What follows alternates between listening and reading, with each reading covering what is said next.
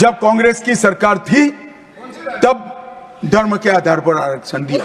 अब क्या हुआ है, सुप्रीम कोर्ट में रुक जाता है क्योंकि 50% की सीमा वो ओबीसी का कोई कल्याण नहीं चाहते हैं।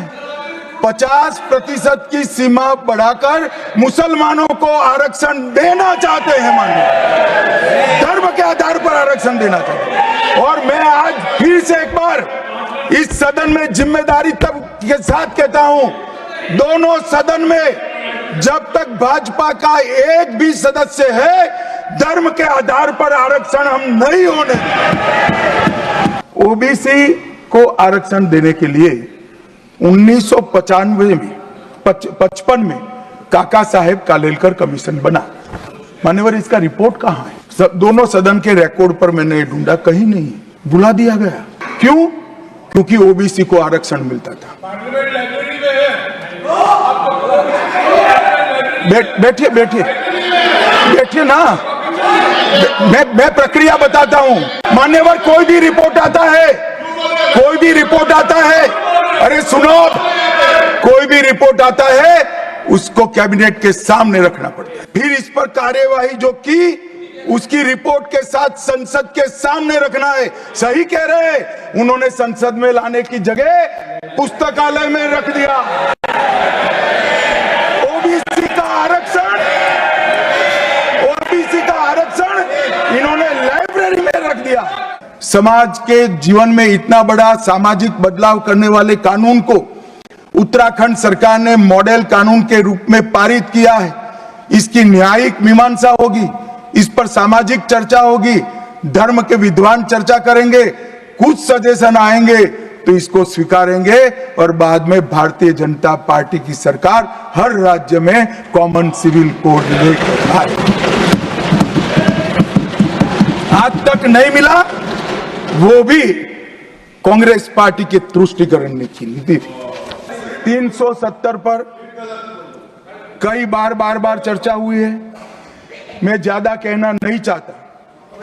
सब जानते हैं कि एक टेम्पररी प्रोविजन को अनौरत संतान की तरह अपनी गोदी में 70 साल तक कांग्रेस ने खिलाने का काम किया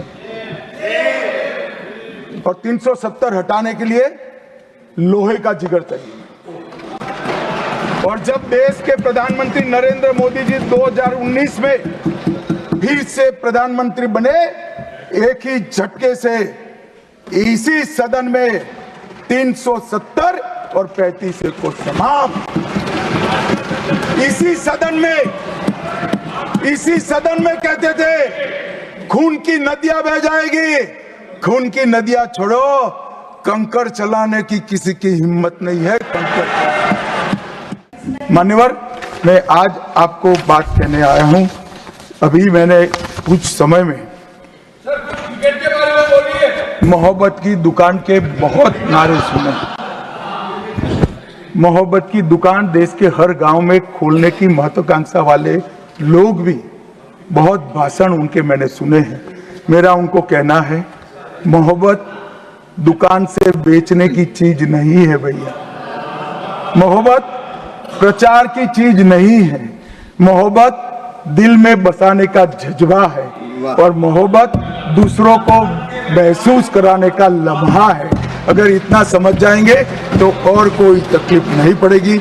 मान्यवर, सावरकर जी के सामने जो वीर लगा है ना, वो कोई सरकार, कोई पॉलिटिकल पार्टी की चुनी हुई सरकार ने नहीं दिया है। इसके सामने वीर, उनकी वीरता के कारण 140 करोड़ लोगों ने। मान्यवर, आज सावरकर जी की एक उक्ति में यहां पर कहना चाहता हूं। उनका एक मराठी में वाक्य है, तुझ साठी मरण ते जनन, तुझ बिन जनन ते मरण। इसके आगे है, हे मातृभूमि, तेरे लिए मरण मृत्यु ही जीवन है और तेरे बिना जीवन मेरे लिए मृत्यु से भी कठिन। ये देशभक्ति के वाक्य जिस व्यक्ति के मुंह से निकले, इसके लिए इस प्रकार की सदन में चर्चा करते हैं, सार्वजनिक रूप से बोलते हैं और गर्व महसूस करते हैं। क्या देशभक्ति कोई विचारधारा के साथ जुड़ी हो ही सकती है? हमारे एक सम्मानीय सदस्य ने कहा कि चर्चा का स्तर कितना नीचा हो गया है कि यहाँ चित्रों की चर्चा हो रही है। मान्यवर, अगर संदेश लेना नहीं आता तो संविधान का भी कोई उपयोग नहीं। ये सारे जो चित्र लगाए हैं वो हमारे हजारों साल से चलने वाले हमारे राष्ट्र के जीवन को उद्घोषित करने वाले, और कोई ये न समझे कि हमारा संविधान दुनिया के संविधानों की नकल है। हाँ, हमने हर संविधान का अभ्यास जरूर किया है, क्योंकि हमारे यहाँ तो ऋग्वेद में कहा गया हर कोने से हमें अच्छाई प्राप्त हो, शुभ विचार प्राप्त हो, और शुभ विचार को स्वीकारने के लिए मेरा मन खुला हो। हमारे संविधान की रचना के बाद डॉक्टर आंबेडकर ने बहुत सोच समझकर एक वाक्य किया था। मैं आंबेडकर जी के वाक्य को सदन के सामने प्रस्तुत करना चाहता हूं।